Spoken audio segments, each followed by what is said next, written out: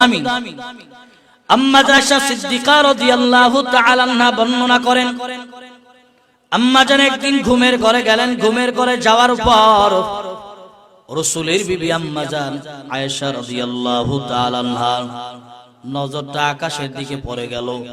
আকাশের দিকে তাকাইয়া আম্মা জানের মনে কৌতূহল জাগলো। বিশাল আকাশ আল্লাহ বানালো, এই আকাশটারে সুন্দর করে আল্লাহ তারকারাজি দ্বারা সেটিং করলো। বিশাল আকাশের তারকারাজি সম পরিমাণ কাহারও ইবাদতের আমল আছে কিনা পয়গম্বরকে জিজ্ঞেস করার প্রয়োজন। এর নবীর উম্মতের দল, মদিনার নবী যখন আমার এলাকায় কালিমাতুল্লাহর দাওয়াত দেওয়ার পর আম্মা জানের ঘরের মধ্যে তাশরীফ আনলেন।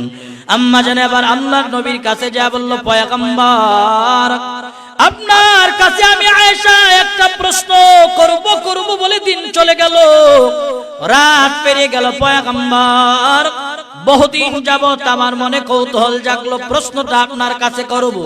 আপনার নবী বলল, মেরে আয়েশা বলো তোমার মনে কি প্রশ্ন জেগেছে বলো। আম্মা জান এবার বলল, পয়গম্বর বিশাল আকাশ আল্লাহ বানালো, বলে হ্যাঁ। আকাশটারে সুন্দর করে তারকারাজিদের আল্লাহ সেটিং করলো, বলে হ্যাঁ। আল্লাহর নবীকে আবার আম্মা জান বলল, পয়গম্বর বিশাল আকাশের তারকারাজি সম পরিমাণ কাহারও ইবাদতের আমল আছে কিনা যদি থেকে থাকে আমি আয়েশাকে একটাবার বলতেন, আমি আয়েশা শুনে কলিজাটা ঠান্ডা হয়ে যাইত। ও রাসূল আমার আবার গভীর থেকে গভীর চিন্তা ভাবনা করার পর আম্মা জানের প্রশ্নের জবাবে উত্তর করলো, এরে আয়েশা বিশাল আকাশের তারকারাজি সম পরিমাণ ইবাদতের আমল কার আছে জানো? বলে কার? বলে বিশাল আকাশের তারকারাজি সম পরিমাণ ইবাদতের আমল হলো আমার প্রিয় সাহাবী হযরতে ওমরের। জোরে বলুন সুবহানাল্লাহ। বিশাল আকাশের তারকারাজি সম পরিমাণ হযরতে ওমরের আমল।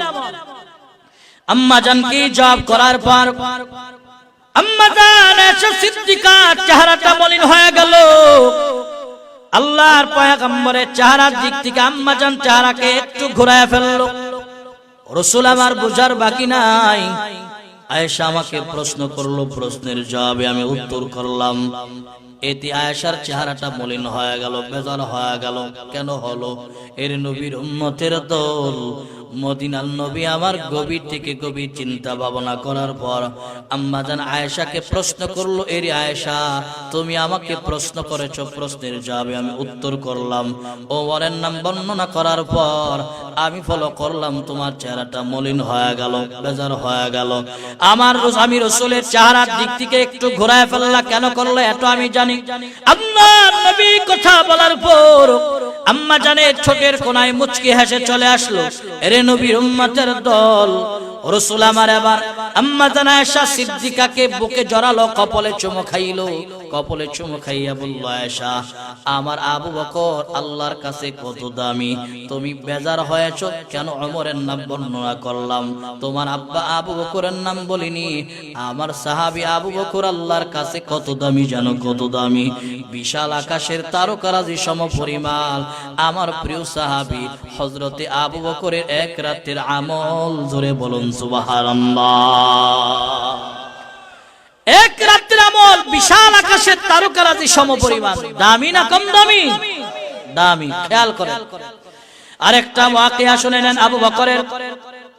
রাসূলের সাহাবী আবু বকর জান্নাতের ইস্কাত পাওয়ার পর কোনদিন কান্না থামায়নি। আবু বকর এত দামি হওয়ার পর আবু বকর অল টাইম কান্না করলো, নামাজে দাঁড়ায় রুকুতে গেল কান্না করে, সিজদাতে গেলে কান্না করে। আবু বকর রাসূলের সমস্ত সাহাবাত মেনটেন যায় আল্লাহর নবীর কাছে মামলা দায়ের করলো, ও প্রিয় রাসূল আপনার সাহাবী আবু বকর, আবু বকরের কান্নার কারণে আমরা নামাজ পড়তে কষ্ট হয়। রাসূল আমার ডাকালেন, কোথায় আমার আবু বকর? এরে নবীর উম্মতের দল, আল্লাহর নবীর কাছে আবু বকর হাজির হয়ে গেল। লাব্বাইকা ইয়া রাসূলুল্লাহ সাল্লাল্লাহু আলাইহি ওয়া আলিহি ওয়াসাল্লাম। আল্লাহর নবী বলল, আবু বকর আপনার বিরুদ্ধে আমার কাছে নালিশ হলো, আপনি নামাজে দাঁড়াইলে রুকুতেও কান্না করেন, সিজদাতেও কান্না করেন, আপনি এত কান্না করেন কেন? আল্লাহর নবীর সাহাবী আবু বকর আল্লাহর পয়গম্বরকে আবার বলল, পয়গম্বর আমি আবু বকর কেন নামাজে দাঁড়াই এত কান্না করি? আজ থেকে 6 মাস পূর্বে আমার কাপড়ের দোকান থেকে একজন মহিলা এক টুকরো কাপড় খরিদ করলো, কাপড়টাকে 6 মাস ব্যবহার করলো, ব্যবহার করি আমি আবু বকরের দোকানে আইসা মহিলা আমাকে বলল, আবু বকর আপনার